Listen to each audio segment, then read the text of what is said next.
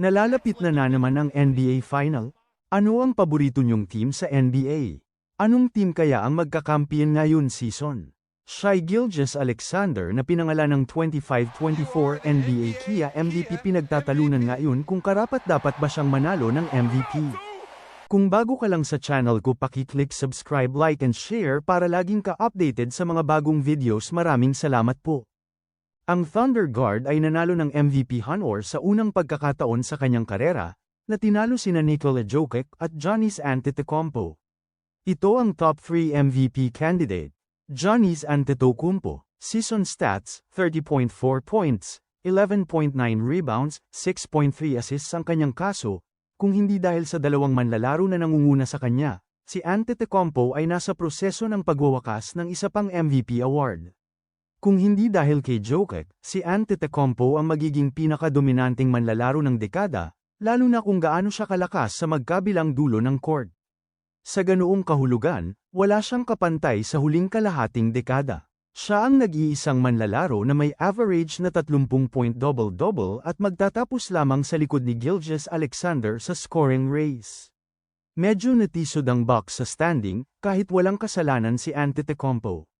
Tulad ng kanyang maihahambing na manlalaro ng franchise sa Denver, si Antetokounmpo ay nangangailangan ng pag-upgrade sa talento sa paligid niya. Nikola Jokic, season stats, 29.8 points, 12.8 rebounds, 10.2 assists ang kanyang kaso, ang kasaysayan ay magpapakita ng higit na mabait sa runner-up na ito, higit sa lahat dahil si Jokic ay maaaring gumawa ng isang malakas na kaso para sa pagiging pinakamahusay na runner-up sa lahat ng oras. Tiyak, mula sa isang statistikal na pananaw, si Wilt Chamberlain lamang noong 1961-62 ang nagkukumpara. Iyon ang season na si Chamberlain ay nag-average ng 50.4 points at 25.7 rebounds, at, kung nanatili sila sa blocked shots noon, malamang ay nag-average din siya ng triple-double. Pinuproyekto ni Jokic na tapusin ang season na nirarango sa top 3 sa scoring, number 3, rebounds, number 2, assists, number 2, at steals, tie for number 2. Iyan ay kamangha-mangha. Hindi pa nagagawa iyon. Mag-average din siya ng triple-double at mangguna sa liga sa triple-double na may 33 ngayong season. At mapapasama siya sa top 25 sa 3-point percentage. Sino ang gumagawa niyan? Sagot, walang iba. Mula sa 3-0, 2-0, 2-0 na laro hanggang sa 60-point triple-double at iba't ibang mga tagumpay, naghatid si Jokic ng isang season para alalahanin na, marahil, na-punch ang kanyang ticket bilang top 10 player sa lahat ng oras. At 30 pa lang siya. Mahirap isipin na ang isang manlalaro ay nangunguna sa kanyang ginawa, at kung may darating at tumugma sa kanyang ibinigay noong 2024-25, malamang na ito ay Jokic muli. Shai Gilgeous-Alexander, season stats, 32.7 points, 5 rebounds, 6.4 assists ang kanyang kaso, nanalo ang kanyang koponan. Nanalo ng malaki ang kanyang koponan. Ang kanyang koponan ay nangingibabaw sa buong season, nanalo ng mas maraming laro kaysa sa iba, nasungkit ang nangungunang binhi sa Western Conference bago ang Abril at gagawin ito sa pamamagitan ng double-digit na margin. Ang pinakamalaking kadahilanan sa argumento ni Gilgeous-Alexander para sa MVP ay ang mga panalo. Ito ang naghihiwalay sa kanya mula sa grupo at nagbibigay sa kanya ng pinakamaliit na mga gilid sa isang manlalaro na kinikilala bilang pinakamagaling sa laro, si Jokic. Isang napakalinaw na dahilan kung bakit nanalo ang OKC ay dahil kay Gilgeous-Alexander. At ang hindi sinasabing kahulugan ng isang MVP ay kung gaano niya itinataas ang kanyang koponan sa pecking order. Sa lahat ng paraan na may isip, dinala ni Gilgeous-Alexander ang OKC sa regular season na tuktok ng bundok. Narito ang ebidensya, si Gilgeous-Alexander ay magtatapos bilang nangungunang scorer ng liga, isang manlalaro na nakakakuha ng mga balde sa halos lahat ng dako sa sahig at ginagawa ito ng may naiinggit na kahusayan. Magtatapos siya ng higit sa 50% sa field goal percentage, 51.9%, na hindi karaniwan para sa isang bantay.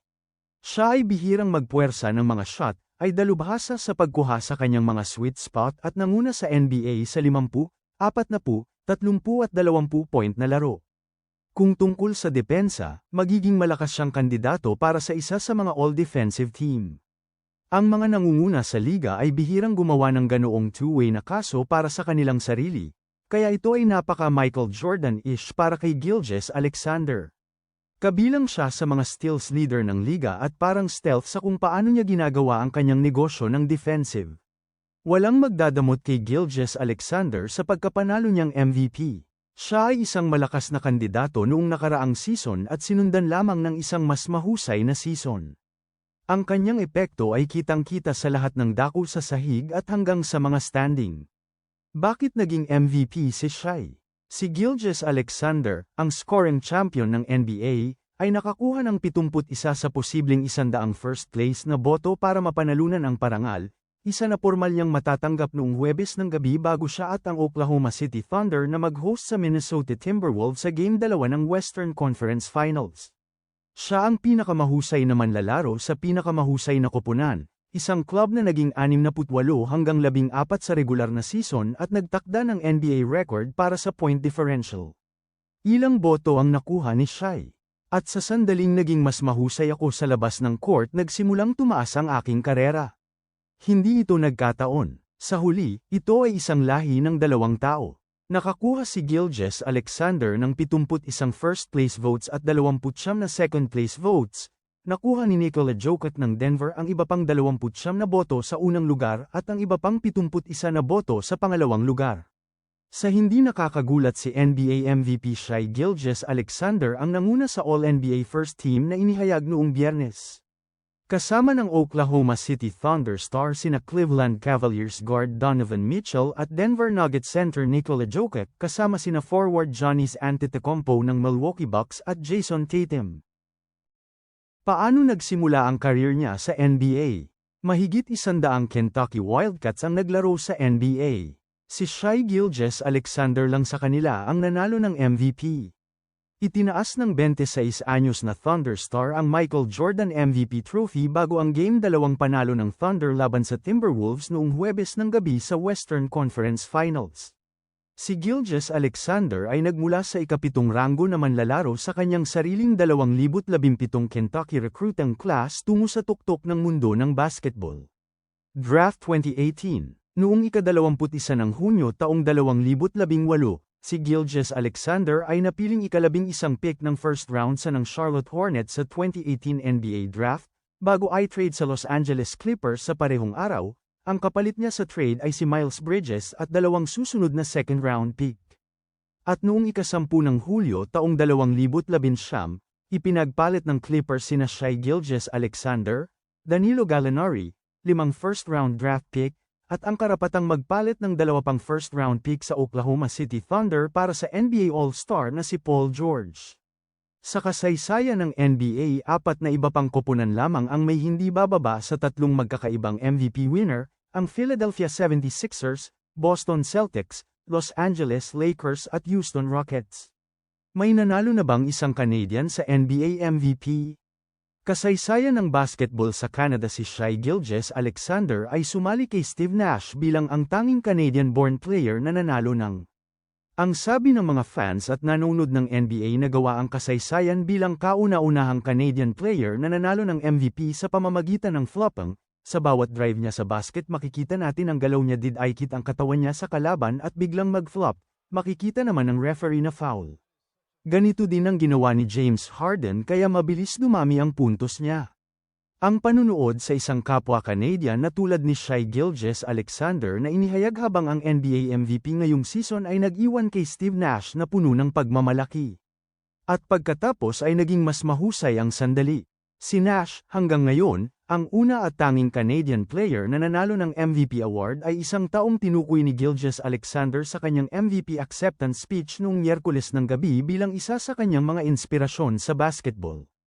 Ito ay nangangahulugan ng mundo, sinabi ni Nash, ang 2005 at 2006 na MVP, Huwebes sa isang video conference ito ang payahag ni Steve Nash. We're excited to see his success and it's really probably my favorite player to watch and just hope he continues to on this trajectory and continues to rack up seasons like this and represent himself and his country and his team and the way he's been doing it. So it's phenomenal and yeah, like I said, what's not to like? I think he's, just rock solid in everything he does and his approach. But if there was any advice, it would just be stick to it. He's got an incredible process and desire and work ethic, incredible character, and so that's what's gotten him here, and that's what will allow him to continue on this path. It's not complicated, it's just a matter of keeping it simple and doing what he does best, and that is his work ethic, his process, and his commitment to his craft. Sa kasaysayan ng Oklahoma City Thunder, tatlong nananalong NBA MVP. Unang si Kevin Durant, 2013 to 2014 na Kia MVP. Isa na siyang matatag na shotmaker bago ang season na yun, na naging pang-apat niya bilang scoring champion ng liga. Nagpunta siya ng 41 sunod na laro na umiskor ng hindi bababa sa 25 puntos, at ang kanyang 32-point scoring average ay isang Thunder record hanggang sa mabura ito ni Gilgeous-Alexander ngayong season. Nakatulong din na nanalo ang OKC ng 59 na laro at hindi pa nakakamit ni Durant ang award. Siya ay dapat na, at ito ay nakuha, na komportabling nanalo kay LeBron James, 119 na unang pwesto na boto hanggang 6. Kasama ang kanyang ina, si Wanda, na nakaupo sa unang hilera sa kanyang komperensya ng balita, noon ang talumpati ni Durant na the real MVP.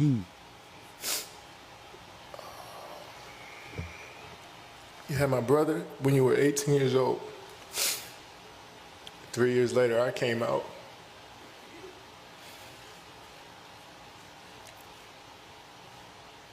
We were stacked, the odds were stacked against us. Single parent with 2 boys by the time you were 21 years old. Everybody told us we weren't supposed to be here. We moved from apartment to apartment by ourselves. One of the best memories I had is when we moved into our first apartment. No bed, no furniture, and we just all sat in the living room and just hugged each other. Because that's what we thought we made it. And when something good happens to you, I don't know about you guys, but I tend to look back to what brought me here. And you wake me up in the middle of the night in the summer times, making me run up a hill, making me do push-ups, screaming at me from the sideline of my games at 8 or 9 years old. We wasn't supposed to be here. You made us believe. You kept us off the street, put clothes on our backs, food on the table. When you didn't eat, you made sure we ate. You went to sleep hungry. You sacrificed for us. You the real MVP. Russell Westbrook, 2016-17 Kia MVP. Ang parangal na ito ay 2 beses na natulungan ni Durant, ang kanyang kasamahan. Una, sa kanyang talumpati sa pagtanggap 3 taon na ang nakalilipas, binanggit ni Durant si Westbrook at hinulaang makukuha niya ang tropeo balang araw. Pangalawa at mas mahalaga, si Durant ay nagpasya lumipat noong summer ng 2016 para sa Golden State, na nagbigay kay Westbrook ng motibasyon at ang bola sa kanyang sarili. At kaya, sa buong panahon na yon, ito ay post-Durant, post-Harden at pre-George. Ito ay si Westbrook sa isang isla, sabik na maging makasaysayan, kung saan siya ay naitala ang una sa kanyang 4 na triple-double season. Hanggang noon, tanging si Oscar Robertson ang bumaba ng triple-double para sa isang season. Ginawa itong routine ni Westbrook sa kanyang kalakasan. Mayroon siyang 58-point game. Sinira niya ang record ni Robertson para sa pinakamaraming triple-double sa isang season, kabilang ang 50-point triple-double na may 35-foot game winner laban sa Nuggets, na nagrally mula sa 14 na puntos pababa. One-man show siya, at dahil doon, hindi pinamunuan ng OKC ang kanluran. Sa katunayan, si Westbrook ang naging unang MVP sa isang noon 50 game winner mula noong Moses Malone noong 1982. Si Gilgeous-Alexander ay bata pa lamang, 5 o 6 na taong gulang, nang manalo si Nash ng kanyang MVP awards. Ngunit matagal na siyang tinawag bilang susunod na mahusay sa Canada ang bersyon ng basketball, yun ay at ngayon ay opisyal na siyang naghatid. Tulad ni Nash, si Gilgeous-Alexander ay isa ring pundasyon ng pambansang programa ng Canada. Pinangunahan ni Gilgeous-Alexander ang Canada sa isang bronze medal sa 2023 World Cup, isang pagtatapos na naging kwalipikado sa koponan para sa 2024 Paris Olympics, at mukhang malamang na ang 2028 Los Angeles Games ay nasa radar din ng Thunder Star. Mayroong 25 Canadian-born players na naka-score sa NBA ngayong season, kabilang ang 7 Gilgeous-Alexander, Jamal Murray, RJ Barrett, Shaidan Sharp, Benedict Mathurin, Andrew Wiggins at Dillon Brooks na mayroong higit sa 1,000 puntos.